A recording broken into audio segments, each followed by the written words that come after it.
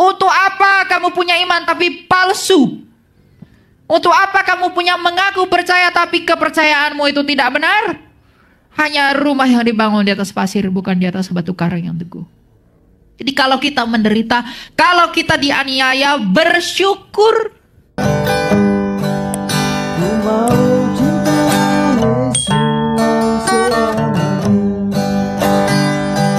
Shalom. Selamat hari Minggu.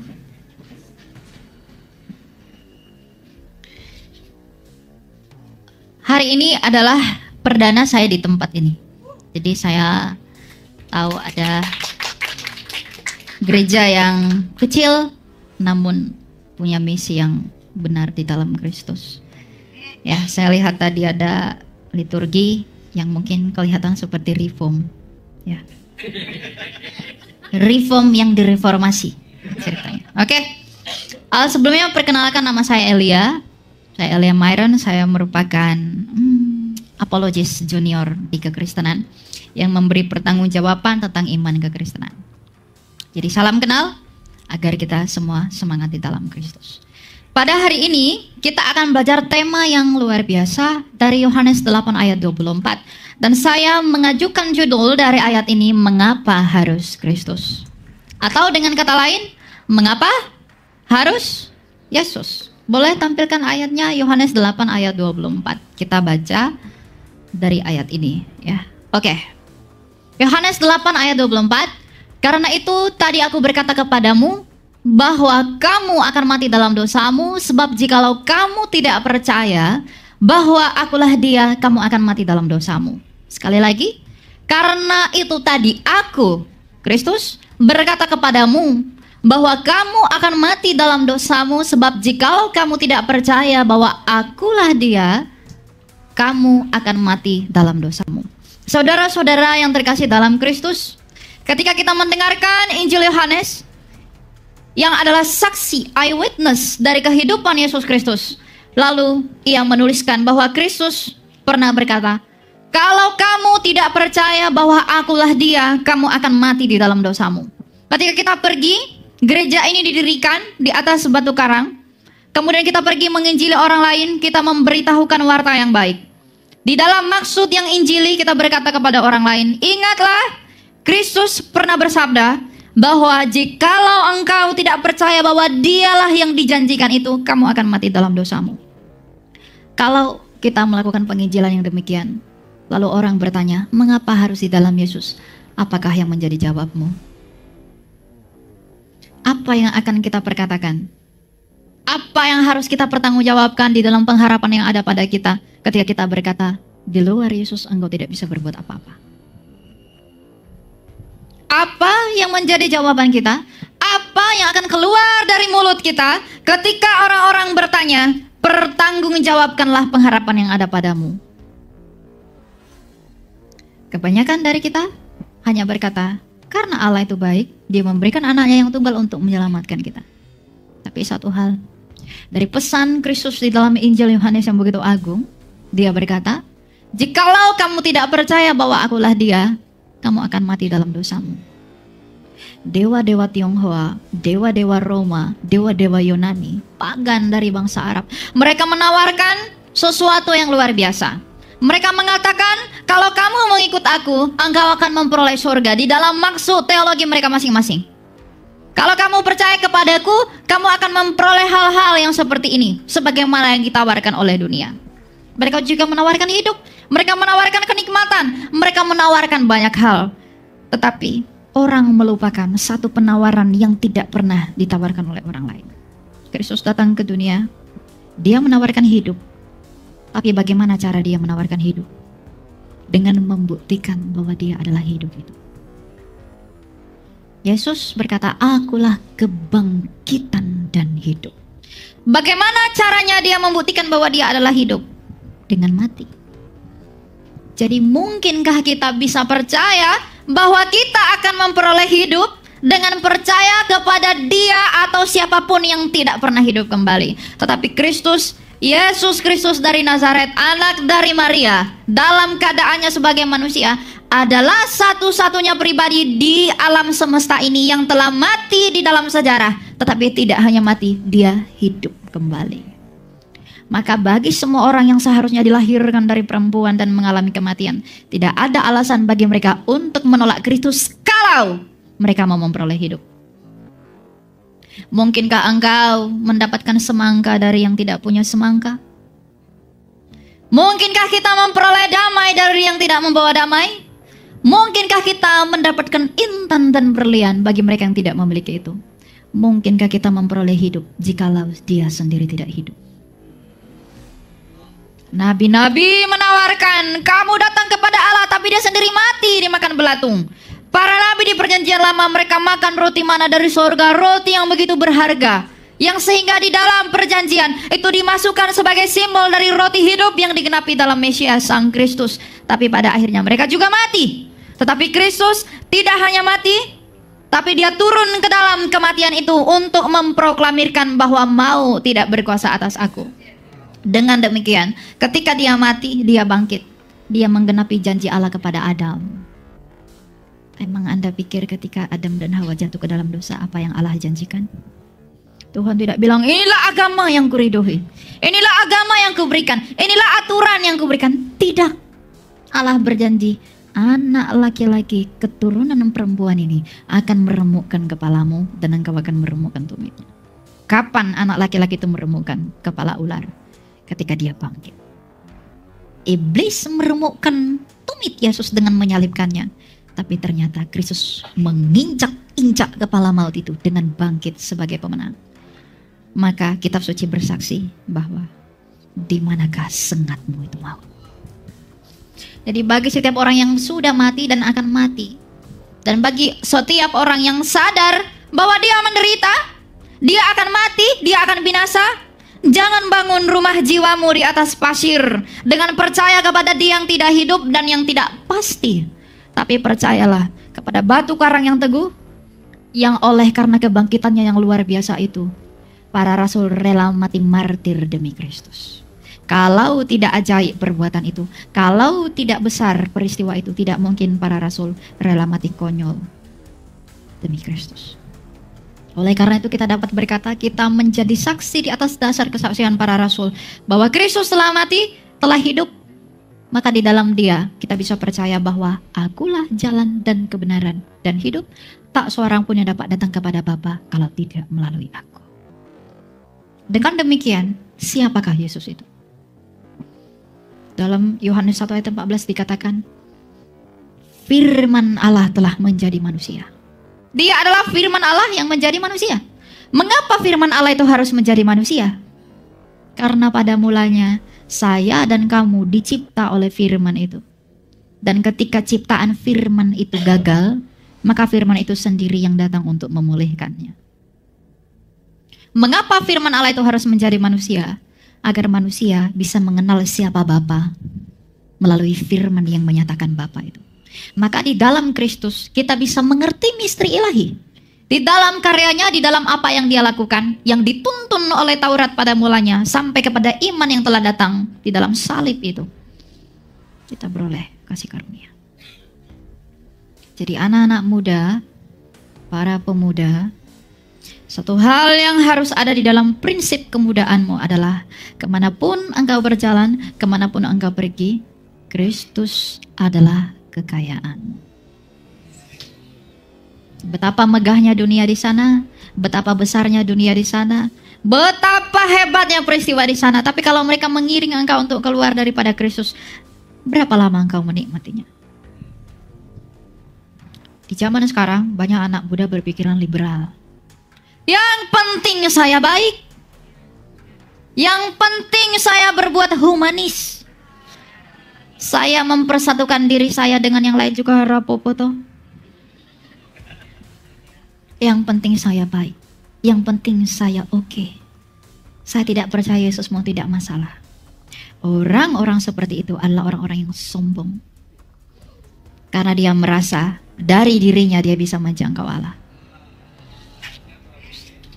Jadi kalau ada orang yang berusaha mau meninggalkan Kristus dengan melirik berhala yang lain, tanyakanlah pada dirimu, mengapa engkau bertuhan?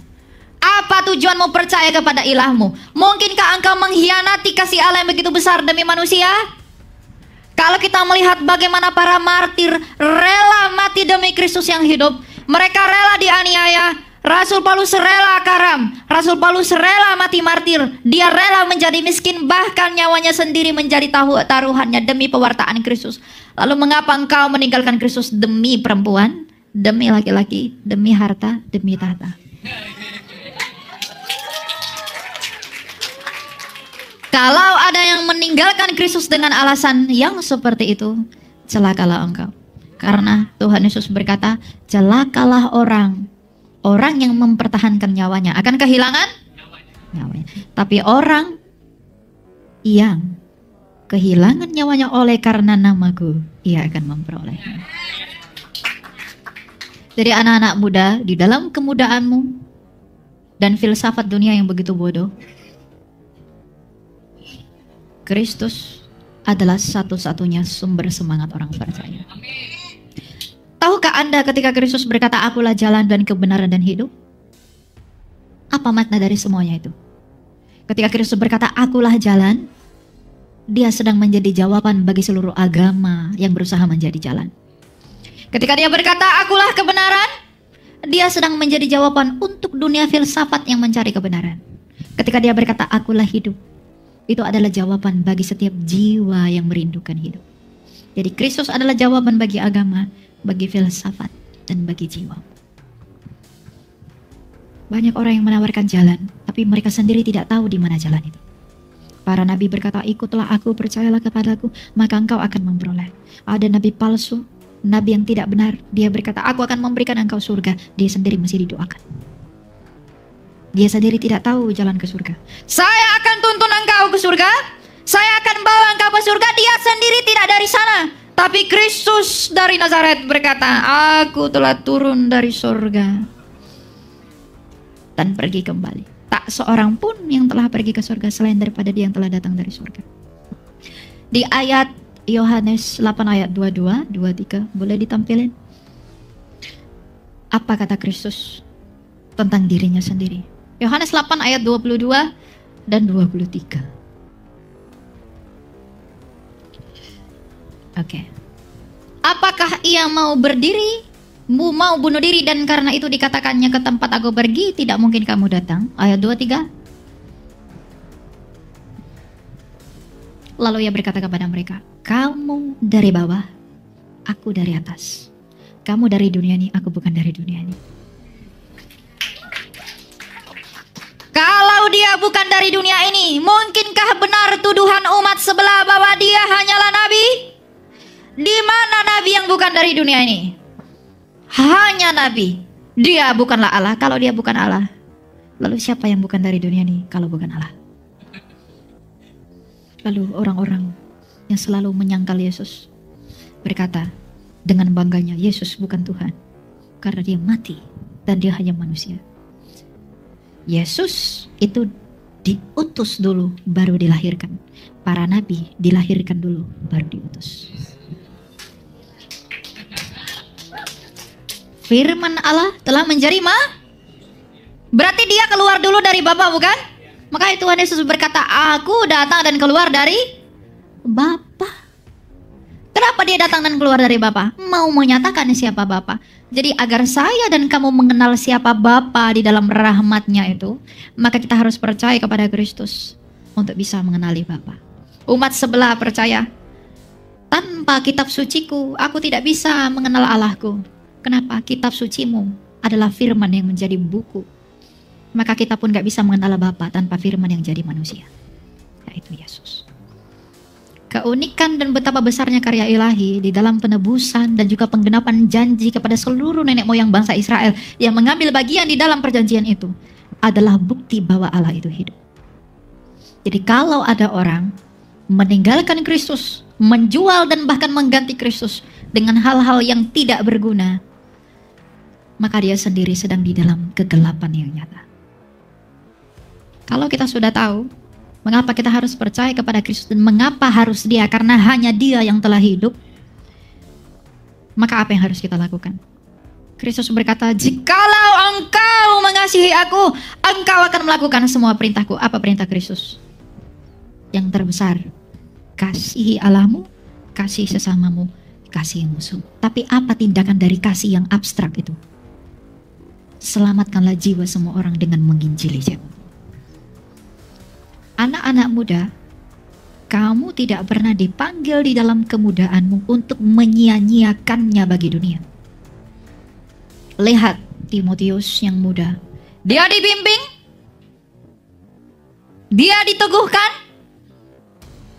dan dia ditolong oleh Paulus untuk diutus menjadi pemberita Injil yang militan dan berguna bagi komandannya yang tak lain adalah Mesias.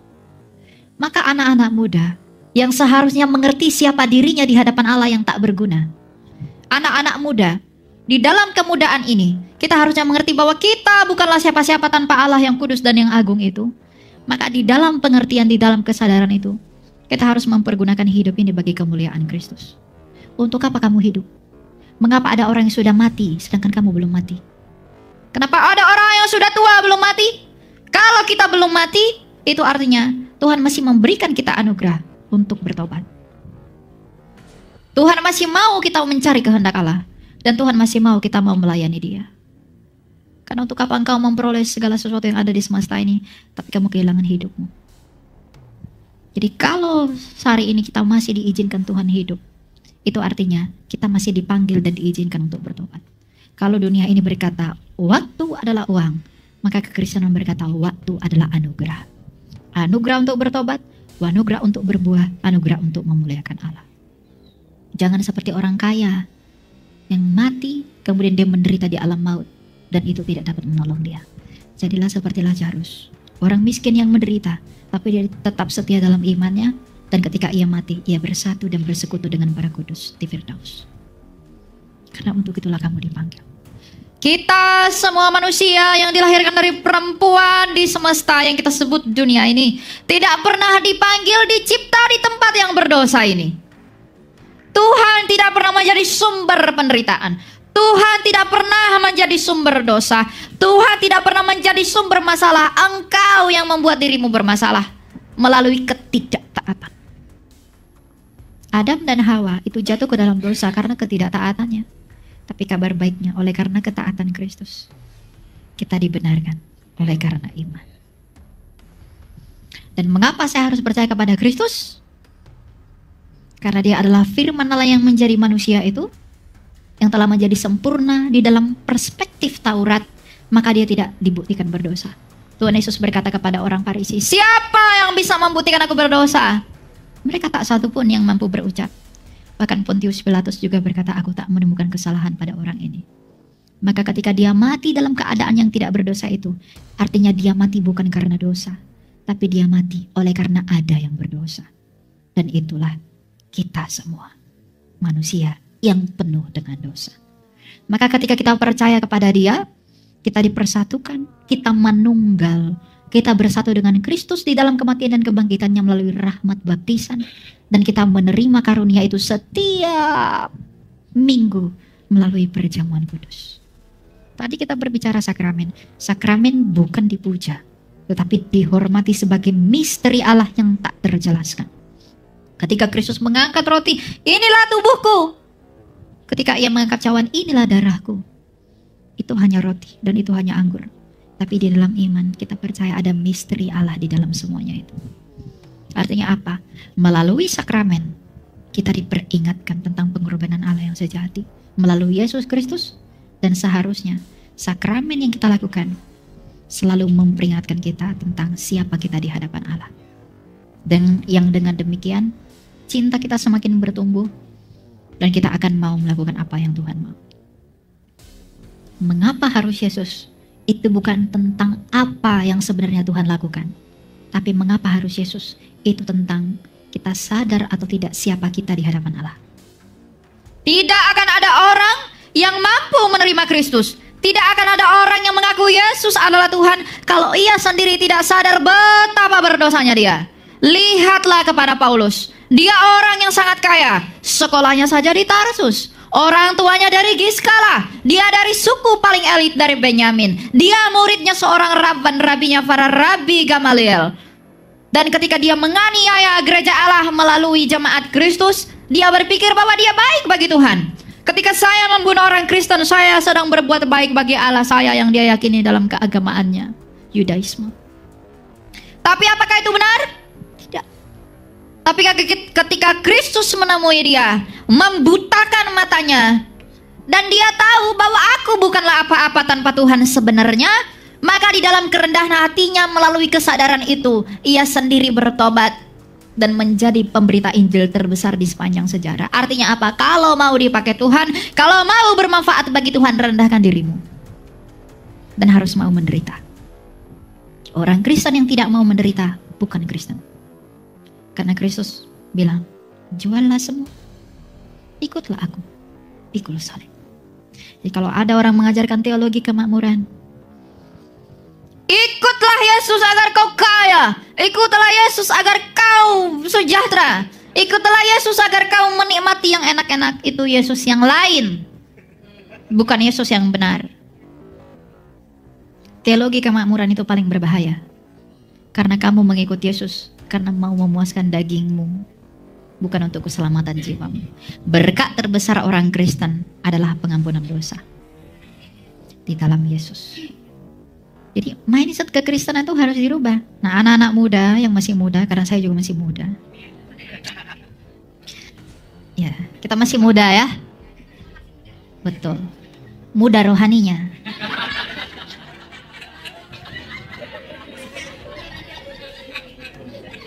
Ya, mungkin kita tidak sangkali di sini sudah ada kepala 4. Ya, jangan terlalu ringan berkata aku masih muda. Sudah mulai menjelang tua. Ya, saya aja yang masih 21 tahun, kadang orang bilang tua. Ya. Hikmat dari Tuhan. Kalau orang mengaku percaya kepada Kristus, hikmat yang akan ia terima adalah hikmat untuk mengasihi semua orang di dalam pemberitaannya tentang Kristus. Semua orang harusnya begitu, apalagi anak-anak muda. Anak-anak muda yang adalah bunga dari gereja, itu harusnya mempergunakan waktunya, mempergunakan tenaganya, mempergunakan apa yang ada padanya untuk memuliakan Kristus melalui apa yang ia lakukan dan apa yang ia ucapkan. Ada banyak pelayan yang akan Yesus tolak di hari kebangkitan. Apa yang menjadi alasan mereka menolak? Engkau menyanyi di sini bukan untuk memuliakan Dia yang tersalib, tapi untuk mencari namamu. Saya berkhotbah di sini untuk mencari kemuliaan saya akan dibuang oleh Tuhan. Kalau saya tidak setia pada panggilan saya yang mula-mula, saya akan dibuang oleh Tuhan. Kalau kamu tidak setia kepada panggilanmu untuk melayani Allah, kamu juga akan dibuang oleh Tuhan. Tuhan membuang kamu bukan karena Tuhan tidak kasih, bukan karena Dia tidak mengasihi kamu, tapi Dia membuang kamu sebagai tanda bahwa engkau mempermainkan anugerah Allah. Jadi layanilah Allah dengan motivasi yang sungguh-sungguh. Layanilah Allah dengan ketulusan. Layanilah Allah bukan untuk mengharapkan apapun yang bisa kamu dapatkan di dunia ini, tapi karena Ia telah melakukan sesuatu 2000 tahun lalu yang menjadi alasan mengapa harus Dia saja. Orang yang melayani Tuhan adalah orang yang tidak pusing soal penghidupannya agar ia berguna bagi komandannya. Tapi orang yang melayani Tuhan adalah orang-orang yang punya kerinduan yang benar di hadapan Allah. Terlalu banyak anak muda sekarang ngomong, Tuhan, berikan saya ini agar saya melakukan ini. Berikan saya itu agar saya melakukan ini. Berikan saya ini agar saya bisa melakukan yang besar. Jadikan saya kaya agar saya menjadi berkat. Jadikan saya begini agar saya bisa melakukan seperti ini. Itu salah. Karena engkau mau menyogok Tuhan dengan apa yang bisa Tuhan lakukan sama kamu. Tapi kalau hati kamu rindu dan tulus mau melayani Tuhan untuk memuliakan Dia, Dia sendiri yang akan kasih jalan. Dia sendiri yang akan menyediakan itu. Jadi jangan manfaatkan, jangan engkau pandang Tuhan itu menurut kacamata yang salah. Tapi kalau hati setiap orang rindu untuk melayani Dia, rindu untuk memuliakan Dia, rindu untuk mewartakan namanya yang kudus, yang oleh karenanya kita beroleh keselamatan, kita akan dicukupkan untuk melakukan itu. Karena apa? Amsal 4 ayat 23 berkata, dari hatimulah terpancar kehidupan. Banyak orang bertopeng? Banyak. Menggunakan nama pelayanan demi kepuasan daging? Banyak. Tapi hati yang tulus itu diperkenan oleh Tuhan. Jadi lihatlah apa yang ada dalam hatimu, lihatlah apa yang ada dalam pikiranmu, lihatlah akan apa yang kamu cita-citakan, apa yang kamu inginkan, apa yang kamu rindukan. Kalau hatimu masih merindukan nikmat-nikmat dunia ini, engkau tidak bersahabat dengan Allah. Kalau engkau masih berpikir bahwa aku sukses dipandang oleh dunia ini, maka engkau tidak bersahabat dengan Allah. Karena persahabatan dengan Allah itu tidak pernah pada waktu yang bersamaan bersahabat bagi Kristus. Orang Kristen harus berbeda dengan dunia. Engkau dipanggil untuk menjadi garam dan terang dunia. Kalau engkau sendiri belum terang, bagaimana mungkin engkau menerangi dunia? Oleh karena itu, setiap orang yang sungguh-sungguh percaya kepada Kristus harus mengerti padahal apa ia dipanggil. Harus mengerti sejauh mana panggilannya. Harus mengerti apa yang harus ia lakukan. Karena Kristus sendiri berkata, bukan hanya ketuk dan mintalah, tetapi juga untuk mencari. Kalau kita tidak mencari Allah, kita akan kehilangan wajah Allah. Kalau kita sadar bahwa jalan itu hanya oleh karena Kristus saja, kita mengerti bahwa tidak akan ada kekayaan orang yang mengaku Kristen selain daripada Kristus dan salibnya di dalam kekudusannya, maka kita harus mencari wajahnya itu, agar di dalam pencarian kita dicukupkan dan disempurnakan. Gunakanlah dirimu untuk berguna bagi kebangkitanmu. Jangan sampai saya dan kamu sendiri ditolak dalam kerajaannya. Jangan sampai saya dan kamu sendiri ditolak hanya karena kita punya motivasi yang aneh-aneh untuk melayani Tuhan. Menjadi Kristen tidak mudah. Oh, saya menjadi Kristen, saya selamat. Yang penting saya menyanyi, saya selamat. Kamu tidak pernah dipanggil untuk menyanyi. Kamu tidak pernah dimeteraikan untuk menyanyi. Kamu dimeteraikan untuk apa? Menjadi ranting yang berbuah. Kristus berkata, akulah pokok anggur yang benar dan kamulah. Kalau kamu di dalam aku dan aku di dalam kamu, kamu pasti berbuah lebat. Ujilah dirimu, wahai anak manusia. Apakah kamu sudah berbuah bagi kemuliaan Kristus? Apakah kamu sudah melakukan apa yang Ia sukai? Kalau belum, lakukanlah mulai sekarang. Karena kalau Tuhan masih izinkan kita hidup hari ini, artinya Tuhan masih mau kita mencari anugerahnya dan hidup dalam pertobatan kita. Karena untuk itulah orang Kristen dipanggil. Dengan demikian, kita dapat berkata, ingatlah akan kami ya Kristus, apabila Engkau datang sebagai Raja.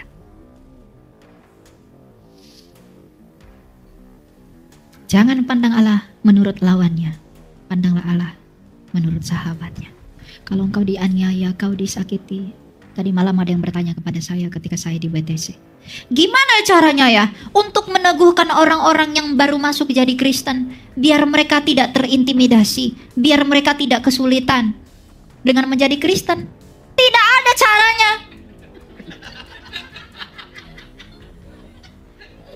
Gimana ya caranya biar saya tidak teraniaya? Gimana caranya biar saya nggak dibenci dengan menjadi Kristen?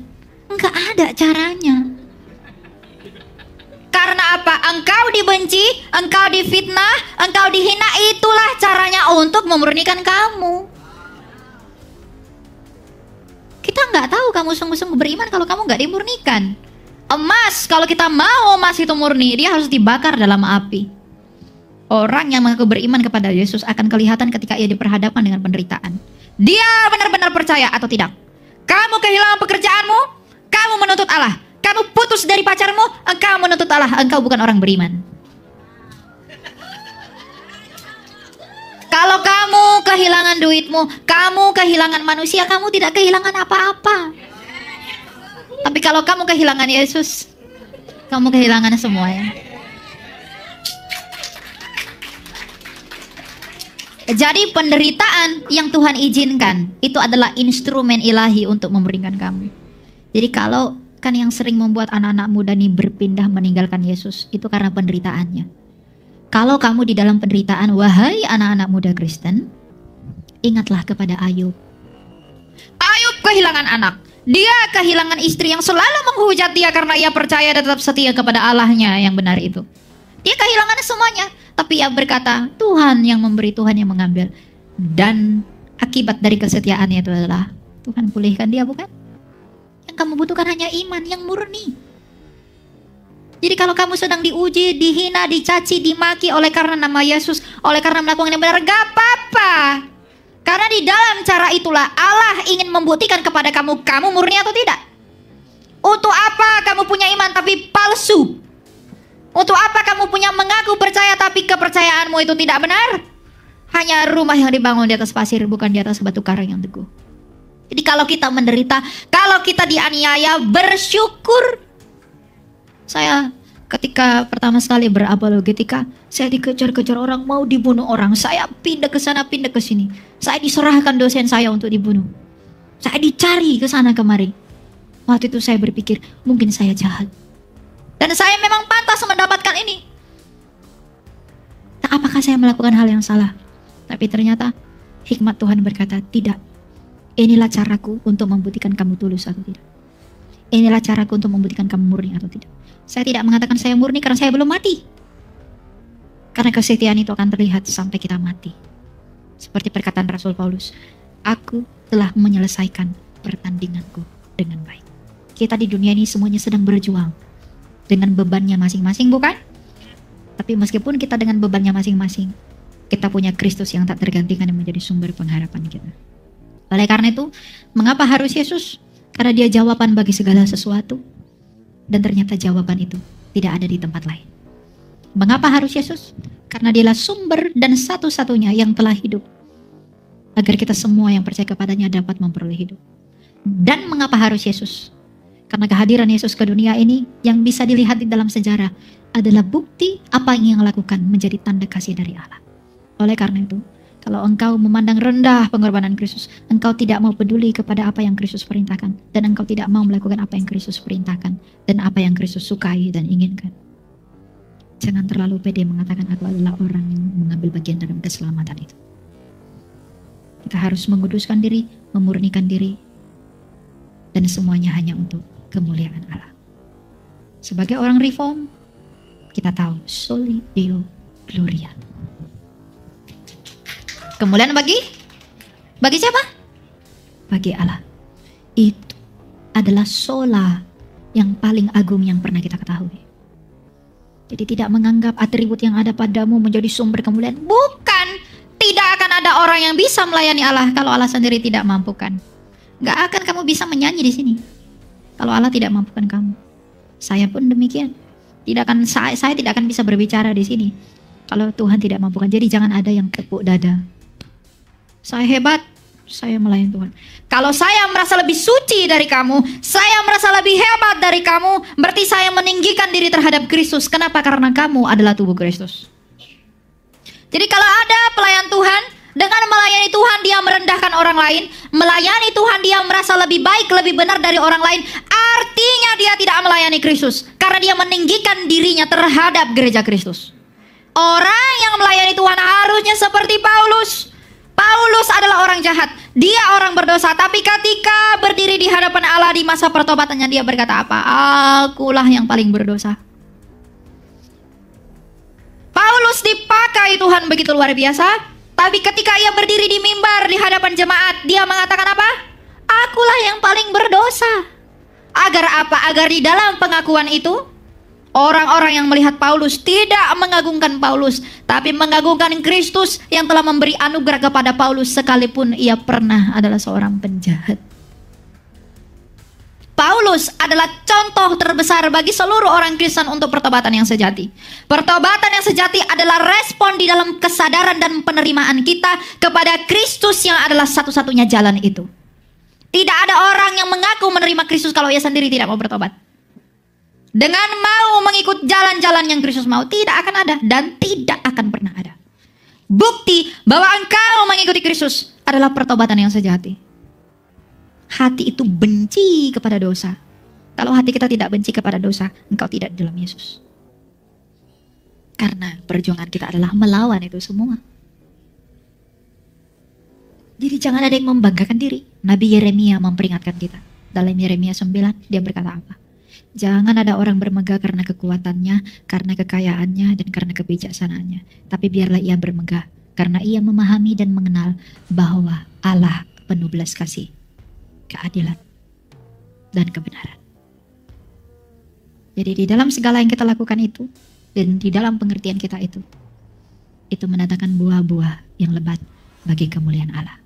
Saya berdoa, semoga Tuhan mengingat nama kita dalam kerajaannya apabila Ia datang sebagai Raja. Manfaatkanlah waktumu yang ada sekarang sebagai anugerah untuk melayani Tuhan. Kuduskan hatimu, kuduskan Kristus, agar hidupmu berbuah bagi kemuliaan Kristus. Jangan ada yang tertinggal ketika kebangkitan itu terjadi, tapi biarlah semuanya diperhitungkan dalam kerajaannya. Kemuliaan bagi Allah. Kita berdoa. Bapa yang bertahta dalam kerajaan surga, terima kasih Engkau memperingatkan kami tentang kasih-Mu yang luar biasa, bahwa tidak ada yang dapat kami banggakan, tidak ada patut yang kami banggakan selain daripada kasih karunia-Mu saja yang telah kami terima dalam Yesus. Kami telah mengerti ternyata mengapa dan apa alasan kami percaya bahwa Engkau adalah satu-satunya jalan melalui putra-Mu itu. Karena kami mau memperoleh hidup, jiwa kami semua haus akan hidup, maka kami harus dituntun kepada Dia yang telah hidup kembali. Oleh karena itu Bapa, di dalam kasih dan kesadaran kami itu kepada Engkau, mampukanlah kami untuk mengasihi-Mu. Mampukanlah kami untuk mencintai-Mu dengan melakukan apa yang Engkau kehendaki dalam hidup kami. Engkau tahu kami ini tidak mampu karena kami adalah orang berdosa. Maka mampukanlah kami untuk melakukan apa yang Engkau kehendaki dalam hidup kami. Biarlah kiranya kasih dan karunia-Mu saja yang mengalir dalam hidup kami dan melimpahi kami, agar segala sesuatu yang kami lakukan bukan oleh karena kami sendiri, tetapi oleh karena kebanggaan kami dan kasih kami kepadamu melalui Yesus Kristus. Bapa, di atas segala sesuatu itu, Engkau tahu bahwa kami adalah orang yang tidak pernah luput dari orang-orang berdosa. Kami adalah para pendosa yang sedang menantikan kasih karunia-Mu. Atas nama Kristus yang kami imani, kasihanilah kami. Ampunilah kami atas segala dosa dan kesalahan kami, bukan oleh karena kami, karena Engkau tidak menemukan sesuatu yang baik dalam hidup kami, tapi biarlah Engkau yang mengampuni kami oleh karena Kristus yang kami imani, agar di dalam Dia yang memerantarai kami dengan agung di hadapan-Mu kami dibenarkan dan dikuduskan. Engkau tahu kami ini orang berdosa, kami lebih berdosa dari pesundal yang menyegah kaki-Mu. Tapi sebagaimana Engkau tidak menolak dia, maka janganlah kiranya Engkau juga menolak kami, ya Kristus, Anak Allah yang hidup. Sebagaimana Engkau menyambut anak yang hilang, kami jauh lebih terhilang di dalam tindakan-tindakan kami. Maka ketika kami mau kembali, maka sambutlah juga kami di dalam pelukan-Mu yang hangat itu. Sebagaimana Engkau tahu bahwa kami adalah orang yang paling berdosa dari si pemungut cukai, kami memungut jauh lebih besar. Oleh karena itu, kiranya juga Engkau yang menghampiri kami agar kami dimenangkan bagi-Mu. Dan juga sebagaimana Engkau mengubahkan Saulus melalui penderitaannya menjadi Paulus, maka jikalau Kau berkenan, buatlah kami menderita agar iman kami itu murni di hadapan-Mu menjadi seperti Paulus. Dan izinkan kami untuk melayani-Mu sebagaimana Kau mengizinkan Rasul yang mulia itu telah melayani-Mu. Engkau tahu segala sesuatu yang ada dalam hati kami, dan semuanya itu akan Engkau singkapkan pada hari pengadilan-Mu yang menakutkan itu. Oleh karena itu, janganlah kiranya Engkau membiarkan kami tertuduh atas segala sesuatu yang kami lakukan, tapi biarlah penerimaan kami akan Engkau menjadi penghiburan bagi kami sebagai orang-orang yang diselamatkan. Terima kasih Bapa untuk segala cinta dan kasih anugerah-Mu. Engkau yang memberkati gereja ini, Engkau yang memberkati persekutuan ini, setiap orang yang mengambil bagian dalam pelayanan ini, yang memberikan motivasi yang benar, Engkau yang memberikan motivasi yang kudus untuk menuntun semua orang kepada kemuliaan nama-Mu dan sesuai dengan kehendak-Mu, yakni semua orang untuk diselamatkan. Pergunakanlah segala sesuatu yang ada pada kami menjadi bejana yang Kau bentuk menurut kerajaan hati-Mu, agar semuanya dan semuanya hanya untuk kemuliaan nama-Mu Bapa. Termulialah nama-Mu Bapa bersama dengan Putra-Mu Yesus Kristus, Anak-Mu yang hidup, dan Roh Kudus, Roh-Mu yang memberi hidup sekarang dan selalu, serta sepanjang segala masa.